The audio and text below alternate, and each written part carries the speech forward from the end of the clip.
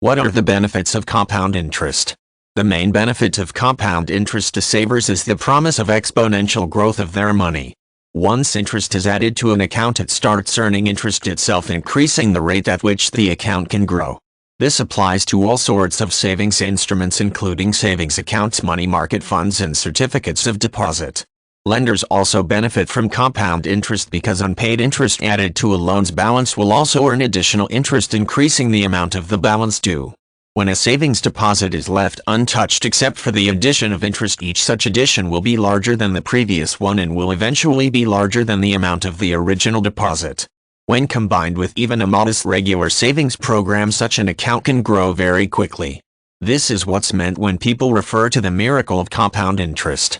When money is loaned or deposited, that amount, called the principal, earns interest, which is basically the cost of using the money. Interest is simple if it isn't added to the principal amount, and compound if it is. Calculated as a percentage of the principal, it is usually expressed as that percentage paid over a certain period of time. For instance, a particular savings account may pay 5% annual interest calculated and credited, or compounded, quarterly. When annual interest is compounded on a period of less than a year, it is prorated so that the quarterly compounding of 5% annual interest would actually be 1.25% of the principal amount. The 1.25% earned in the first quarter is added to the principal amount and becomes part of the basis for calculating the second quarter's interest payment, and so on. Savings instruments of a year's duration or less, though, like many CDs, usually pay only simple interest calculated once at maturity and paid to the owner with the principal.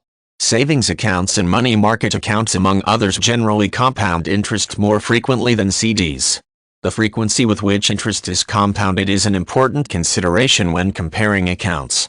If two accounts have equal interest rates, the account for which compounding is more frequent will grow faster.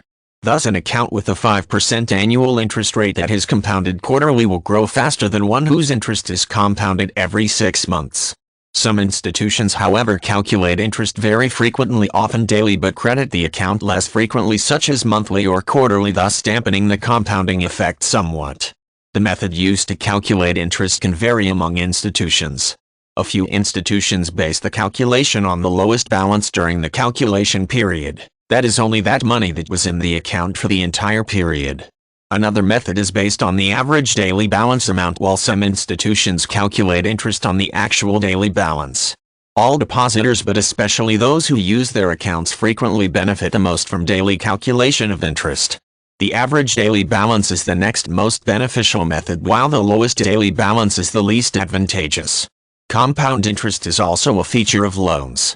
When money is loaned, the interest due is usually expressed as an annual rate payable monthly. If the interest due is paid on time, there is no compounding effect. If less than the full amount of interest due is paid, however, the unpaid amount will begin to accumulate interest itself at the beginning of the next period. This is a feature of revolving credit loans like home equity lines of credit and credit cards that is of benefit to lenders.